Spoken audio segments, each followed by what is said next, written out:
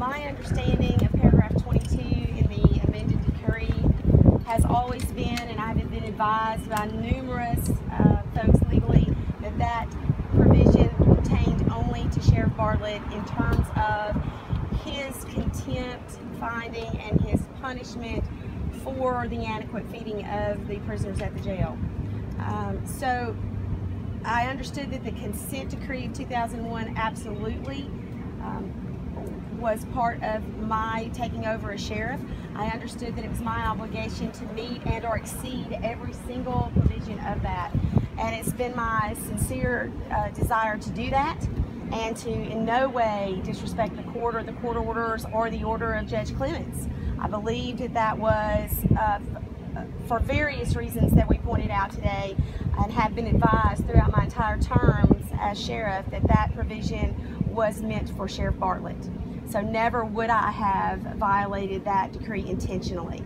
I was not aware of needing to file for termination of that because I was always told that it did not apply to me. So procedurally, I understand what the court has said in his ruling. I respect the orders of the court and I respect the initial ruling that he has given today. Certainly, there are differences in what I perceive as a technical violation of removing the money to invest. One of the things that I would like to make known is that in the same time frame that Sheriff Bartlett was deemed to be held in contempt of court for the inadequate feeding of the inmates based on the money provision, was that he earned over $98,000 that year off of the feeding of the inmates. In that same year that I removed the money to do an investment, it was to recoup money that I had lost during the feeding of the inmates that year. I lost over $21,000 in that time period during the feeding of the inmates in an attempt to feed them over and beyond what the consent decree was required of me. So that money was removed. It was supposed to be for a short time.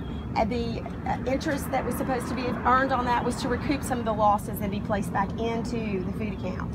It's also important to note that the food account that everyone keeps talking about is by state law in my name personally, and that I am personally responsible for the feeding of the inmates and the management of the kitchen and being able to utilize the funds that the state gives me to feed the inmates in a adequate way.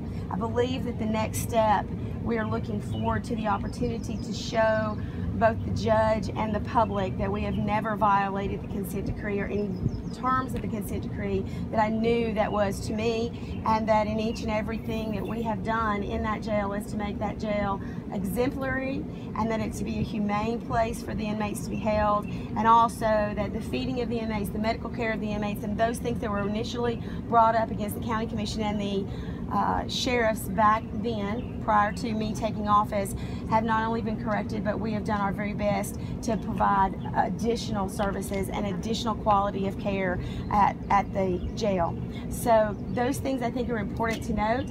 I certainly would like to apologize to the courts if there was any misinterpretation that I've been given or any incorrect advice as to what that meant. When it said the Sheriff of Morgan County, that was specifically addressed in the initial complaint to Sheriff Greg Bartlett. So that is why initially that was thought by me as well as others that did not apply to me in terms of the money.